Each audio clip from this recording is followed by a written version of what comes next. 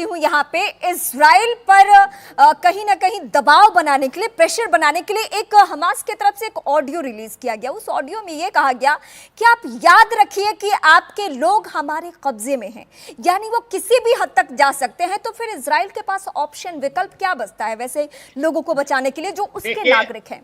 मैं आपको एक चीज बताता हूं। ये एक मानिए कि हमस ने जब ये कार्रवाई की, उनको मालूम था कि रिटेलिएशन बहुत जबरदस्त होगा, क्योंकि उन्होंने जिस बर्बरता से इजराइल के सिविलियनों को ट्रीट किया, उनके बच्चों को ट्रीट किया, जिस प्रकार से उन्होंने मारा, उनके दिल में इसमें कोई शक नहीं था कि रिटेलिएशन जबरदस्त होगा। लेकिन उन्होंने एक इंश्योरेंस पॉलिसी ली, वो ये था कि कई सारे सिविलियनों को उन्होंने अगवा करके ले गए, उनको होस्टेज बनाया। तो ये बात तो है कि ये उनके फेवर में है, क्योंकि इजराइल नहीं चाहेगा कि उनके हॉस्टेजेस को कोई नुकसान हो। लेकिन मैं मानता हूं कि इस वक्त इजराइल के पास विकल्प भी कोई नहीं है। वो गाजा स्ट्रिप को तबाह और बर्बाद करके रखेंगे, हम उसको पूरा खत्म करेंगे। और अगर वो करने में, वो ऑब्जेक्टिव हासिल करने में उनके होस्टेजेस को भी नुकसान होगा, मुझे लगता है इजराइल को वो अनफॉर्चुनेटली एक्सेप्ट करना पड़ेगा।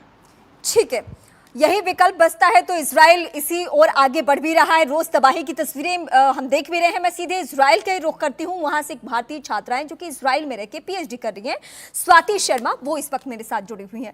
स्वाति, हम युद्ध की शुरुआती वक्त से अभी तक जितनी भी बातें, जितनी भी कहानियां, जितनी भी तकलीफें सुन रहे हैं, उसमें सबसे ज्यादा हमने जो महसूस की पीड़ा वो थी महिलाओं को लेकर। और अभी भी जो हमस दबाव बनाने की कोशिश कर रहा है, वो यही दिखाने की कोशिश कर रहा है कि जो हमारे पास बंधक है उनके साथ हम किसी भी हद तक जा सकते हैं।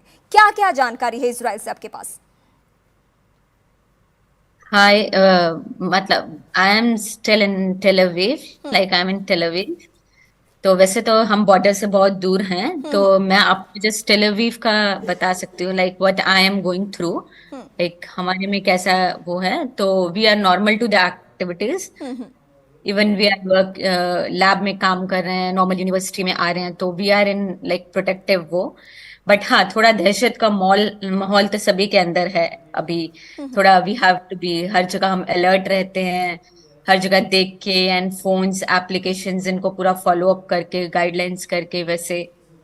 तो मैं इस बारे में आपको बता सकती हूँ कि लाइक टेल अवीव वैसे सेफ है, और थोड़ा क्या इस बीच खतरा बना रहता है। इस बीच आपने आने को सोचा है, या वहां पे इतनी सुरक्षित महसूस कर रही हैं कि अभी रहना है वहां? मैंने अभी इतना सडन प्लान नहीं किया है, but if it will escalate और ज्यादा बढ़ जाएगा तो might be I will see, like next week तक मैं फ्लाइट करवाने की कोशिश करूंगी। बट अनफॉर्चुनेटली एयर इंडिया ने अभी फ्लाइट्स बंद किए हैं, तो हमें डायरेक्ट फ्लाइट इंडिया को नहीं मिल रहा है। तो आपके जो इजरायली दोस्त हैं उन लोगों से कुछ जो बातें हो रही है और उनके मन में जो डर है, वो अगर आप हमसे साझा करना चाहें, जो इंडियन दर्शक हमारे देखना चाहते हैं। कुछ मेरे फ्रेंड्स जो हैं उन्होंने फ्लाइट्स करवा ली हैं, एंड वो जाना चाह रहे हैं इस वीक के एंड तक। और कुछ फ्रेंड्स जो हैं दे वांट टू सी कि लाइक एक हफ्ते तक कैसा पोजीशन रहता है, कैसी वो चीजें रहती हैं। तो काम के हिसाब से अगर नहीं ठीक होता है तो हम लोग भी नेक्स्ट वीक तक फ्लाइट लेके इंडिया चले जाएंगे। मतलब स्थिति बहुत खराब है। स्वाति के जरिए ये तो हमने समझ लिया कि सिन्हा सर, मैं आपके पास एक बार फिर से आती हूँ। जब रूस यूक्रेन का युद्ध छिड़ा तभी भी बहुत सारी मन में आशंकाएं थी, वो युद्ध बहुत लंबा खिंच गया। लेकिन इस युद्ध के रुख को देखकर, चूंकि वो दो देशों की लड़ाई थी, लेकिन यहाँ दो देशों की लड़ाई नहीं है, एक आतंकी संगठन है, और जिसको किसका किसका सपोर्ट मिल रहा है वो हम सबको मालूम है। तो इस युद्ध का रुख क्या रहने वाला है, क्या होने जा रहा है अगले 10 से 15 दिन में इस युद्ध को देखते हुए?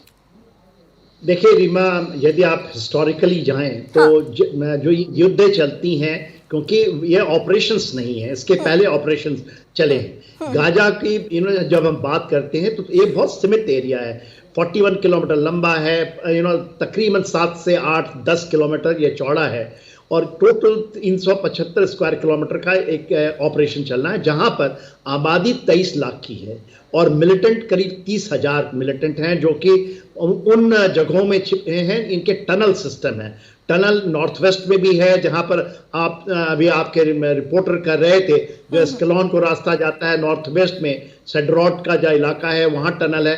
और टनल की जो लंबाई है, इसको मानते हैं करीब, जो ऐसा अनुमान है इसराइल के पास, उसकी पूरी मैप है, 1700 किलोमीटर का टनल है जो कि नीचे रफा की तरफ भी जाता है।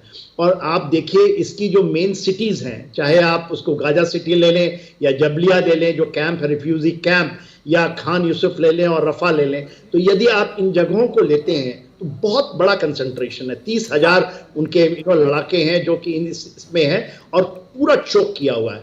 देखिए 2014 का मापदंड लें तो 14 दिन की लड़ाई हुई थी। 2014 में 3 ऐसे ही युवकों को उन्होंने अबडक्ट करके ले गए थे और 14 दिन में 80,000 सेना अंदर गई थी। इस बार 3 लाख सेना मोबिलाइज हुई है।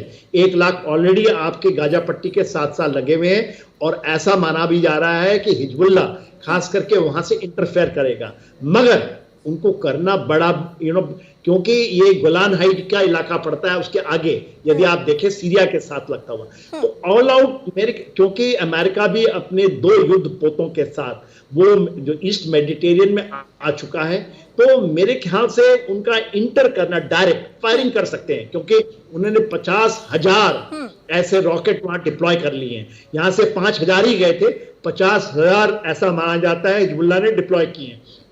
रॉकेट की हो सकती है, हमारी बिटिया जो वहां पर हैं, जो तल अवीव में वो कह रही थी निकलना चाहती हैं, तो ये संभावना है। मगर वहां पे पैट्रियट जो डिफेंस सिस्टम है, जो उनका आयरन डोम है, वो काफी हद तक, और इस बार मतलब वो चंबे में नहीं आए। इस बात की सर कोई गुंजाइश है क्या? इस बात की कोई गुंजाइश है क्या? वैसे भी आतंकी संगठन से कोई बात तो करता नहीं है, लेकिन उनको घुटने पे लाने का कोई रास्ता है, कोई विकल्प इस वक्त बचा है?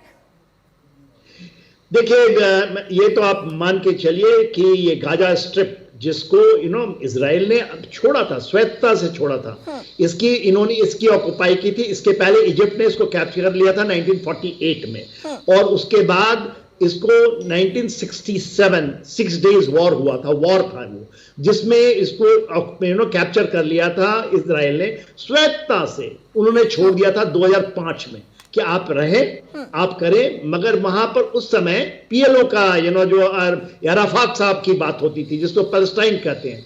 मगर ये जो आई है खास के हमास, ये टेररिस्ट ऑर्गेनाइजेशन है। ये मुस्लिम ब्रदरहुड के तहत पे बनाया गया है। इजिप्ट का 1902 के आसपास में उसकी कॉन्सेप्ट है। तो ये टोटल टेररिस्ट है, आईएस के से भी ज्यादा खूंखार है। और इसकी चार्टर कहती है कि हम पूरे ही यहूदियों को मारेंगे, जिनकी संख्या 1.7 करोड़ की है, उनकी सभी जमीनों को छीनेंगे। तो एक टेररिस्ट ऑर्गेनाइजेशन है। तो इसको खत्म करने के लिए, और देखिए 2000 जब आप लेती हैं समय सीमा, 2005 में जब इजराइल ने छोड़ा था तो वहां पर इनकी जनसंख्या केवल 10 लाख थी, 10 से 11 लाख। इन्होंने इतने छोटे समय में उसको बढ़ा करके आज 23 लाख हैं।